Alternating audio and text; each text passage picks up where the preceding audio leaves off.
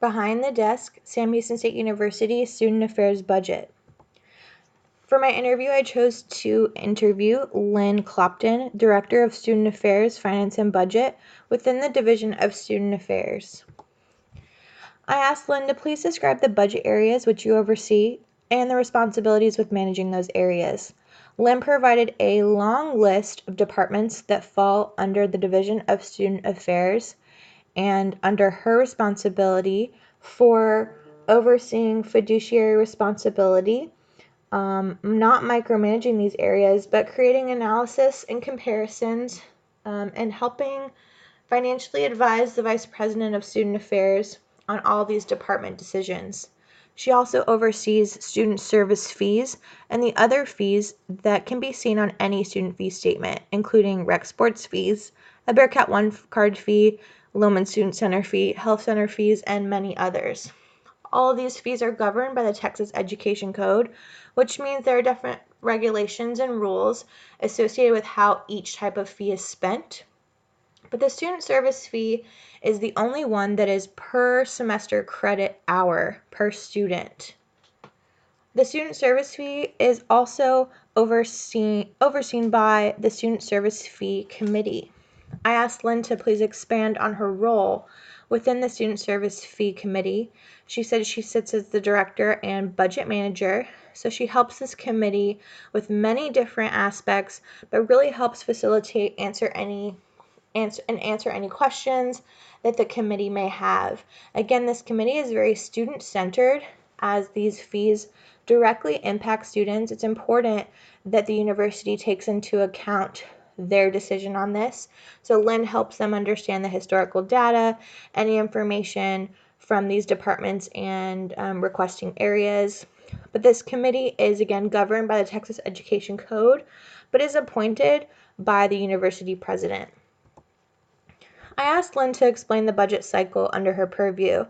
She explained that in the fall, she begins preparing different departments for their budget management, helping them with comparisons and providing revenue estimates. She also has a big hand in monitoring the waiving of any online student service fees. And then in the spring, she works with the Student Service Fee Committee to sit through each presentation, prioritize budget request, and then the delegation and decision making of the student service fee awards, and ultimately issuing the award letters to those specific departments.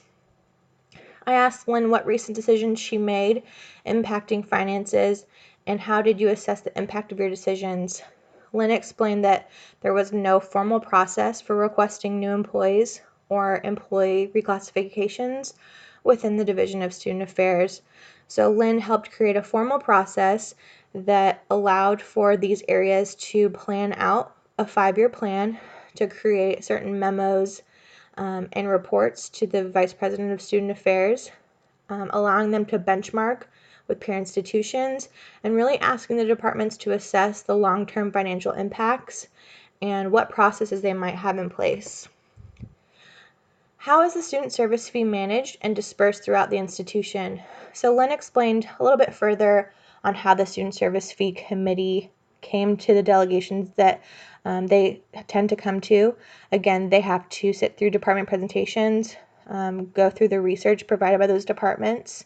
If funding is allowed and available, the committee tends to prioritize personnel needs and different initiatives that have been put forth by the vice president.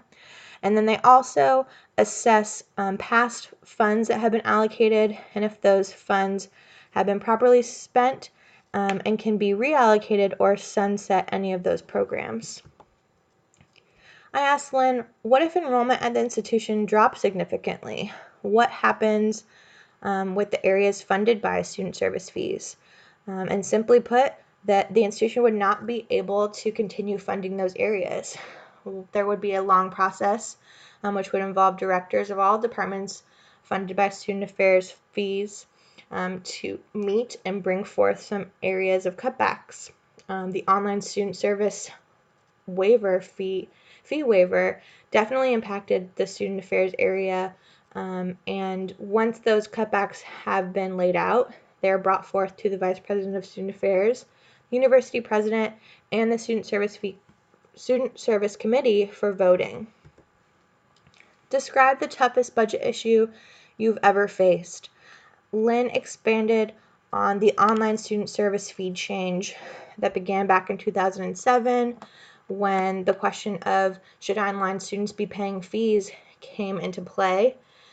This process took several years and has had several different changes, from the fee being waived to the fee being completely added back to all students, and ultimately through a series of different changes regarding the Vice President of Finance and Operation, the Texas Board of Regents, and our institution.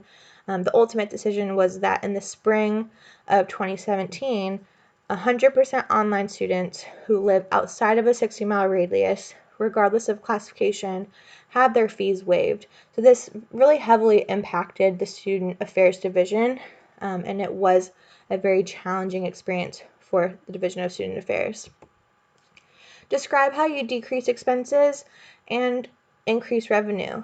So Lynn explained that with the different student service fees and the other fees under her purview, there are caps put in place by the Texas Education Code, which means the student service fee may not be able to be raised any higher than it already is. For instance, the health center fee can be increased. It has not reached its capacity, but again, these decreases and increases are decided upon by the Student Service Fee Committee and the Vice President of Student Affairs and the University President, and that any increase in cap space is very controversial and would require a legislative bill to pass in order for it to be increased. I asked Lynn to explain the political pressure she faces.